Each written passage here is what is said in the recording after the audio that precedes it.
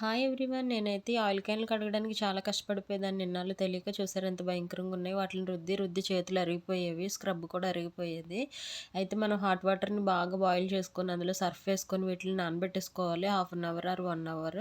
బాగా పోతుందండి జిడ్డంతా. చూసారా కొంతసేపటికి ఎంత అలా అయిపోయి వదిలేసిందో చూసారా. వీటిని తోమేస్తే చాలా నీట్‌గా ఫాస్ట్‌గా వదిలిపోయింది. వీటిని మనం ఏంటంటే సర్ఫ్ లిక్విడ్ ఎక్కువ యూజ్ చేసి కడుగుతాం కనుక వెంటనే ఆయిల్ వేసేస్తే అది సేఫ్ కాదు హెల్త్‌కి. అందుకే నేను మళ్ళీ వాటర్‌ని బాయిల్ చేసి ఇందులో వేసి ఉంచాను ఒక 10-15 మినిట్స్. తర్వాత బోర్లిచ్చేసాను వాటర్ తీసి. అయినా గానీ కొంచెం తడి ఉండిపోతుంది. గుడ్డతో శుభ్రంగా తుడిచేసుకోవాలి. తుడుచుకొని అప్పుడు నేనైతే ఇవన్నీ కడిగాను కదండీ! అందుకని ప్యాకెట్ అలా కట్ చేసి పెట్టుకున్నాను బాక్స్‌లో. అది మళ్ళీ ఫ్రెష్‌గా అందులో వేసేసుకున్నాను. ఈ క్యాన్ అయితే నేను డైలీ యూజ్ చేస్తాను. ఈ క్యాన్ అయితే అప్పుడప్పుడు జంతికలు ఇలాంటివి చేసుకోవడానికి యూజ్ చేస్తాను. ఈ క్యాన్ అయితే నేను దోసలకి డైలీ కొంచెం వేసుకొని గరిటె ముంచుకోవడానికి బావుంటదని యూజ్ చేస్తాను.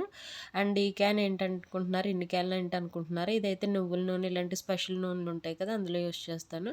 మీకైతే ఈ టిప్ నచ్చిందా? లైక్ చేయండి. Thanks for watching. సబ్స్క్రైబ్